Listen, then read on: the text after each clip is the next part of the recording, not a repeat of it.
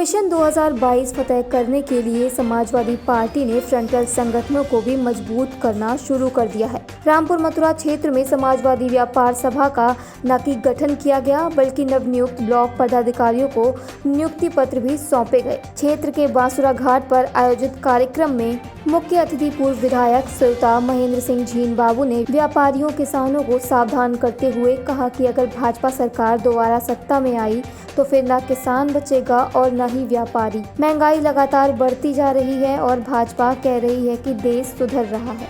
चुनाव मत समझिएगा, सब चुनाव बहुत कठिन है क्योंकि बहुत ही चालाक लोगों से और बेईमान लोगों से पाला पड़ा है।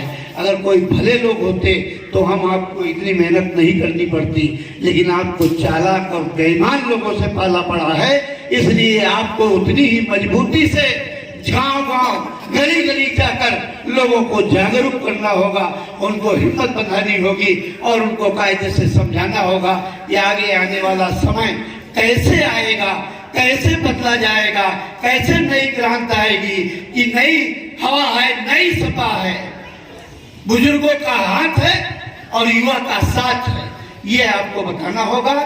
मैं आपकी जानकारी के लिए और चीज बता दूं, भाजपा वाले और भी ये कहते हैं अखिलेश जी के लिए कि ये बड़े लोगों का सम्मान नहीं करते हैं, कहते हैं वो बुजुर्गों का सम्मान नहीं करते हैं। ये भी तक कह दिया कि वो अपने बाप का भी सम्मान नहीं करते, अपने चाचा का भी सम्मान नहीं करते। मुझको तो नहीं पता ये कैसे कह देते हैं लोग। मैं मिलने गया था,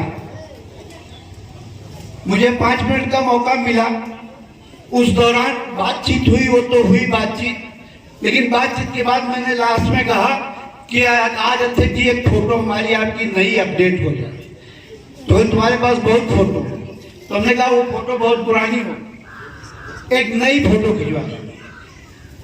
फोटोग्राफर बुलाया, फोटो खिंचवाई, जो फेसबुक चलाते हैं उनके सबके पास लगभग वो फोटो आई होगी। फोटो खिंचा, हमने कहा आप हमारे सर पे हाथ रख दीजिए, हमारे सर पे हाथ रखिए तब फोटो खिंचाएंगे। हमने हाथ पकड़ा तो उन्होंने हाथ छुड़ा लिया, कैसे जी मैं आपके सर पे हाथ नहीं रखूंगा, आप हमसे बड़े हो। अरे बड़े शब्द उन्होंने कह दिया तो मेरा कलेजा कितना बढ़ गया, कितनी मेरी हिम्मत और ताकत बढ़ गई होगी।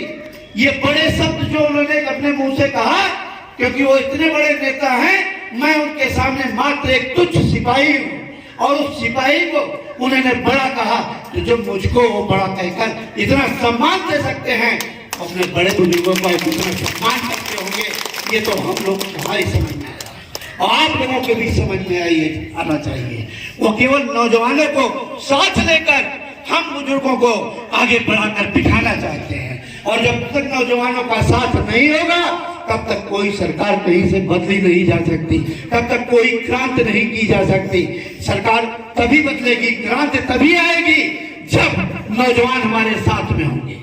तो मैं आप लोगों से बताऊंगा, यही बताना चाहूंगा कि माननीय अखिलेश जी बहुत अच्छे इंसान हैं, आपका सम्मान करते हैं, बड़ों का सम्मान करते हैं, नौजवानों से प्यार करते हैं, और उसी नौजवानों के प्यार के खातिर ये नौजवान आज उत्तर प्रदेश का अखिलेश यादव के एक इशारे पर अपनी जान कुर्बान करने को तैयार है।